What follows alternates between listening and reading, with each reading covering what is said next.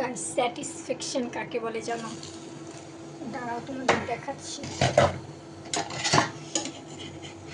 এই দেখো স্যাটিসফ্যাকশন, আর আনস্যাটিসফ্যাকশনও দেখাই তোমাদের।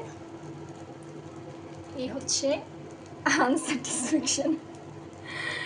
এটা হচ্ছে আমি ফার্স্টে ট্রাই করছিলাম, এরকম যখন ভেঙে গেছে আমার মনটাও পুরো ভেঙে গেছিলো যে এটা কেন হলো। আর অনেকগুলো বানিয়েছি, যে ফার্স্টে এরকম ভেঙে গেছিলো, এরপর এরকম সুন্দর হয়েছে। আর এটা আমি কী বানাচ্ছি বলো তো? এটা আমি হচ্ছে তালের পিঠা বানাচ্ছি। এখানে তালের পিঠা দিয়ে মানে তাল দিয়ে এটা কী বলে তেলের পিঠা বানানো হয়েছে। আর আমি এখানে কিছু তেল ছাড়া পিঠা বানিয়ে নিচ্ছি, এরকম গোল গোল করে প্যানকেকের মতো। এই তো এখন আমার খুব ভালো লাগতেছে। প্রথমে ভাবছিলাম হবেই না মনে হয়, এটাকে দেখে কি অবস্থা এটা দেখছো।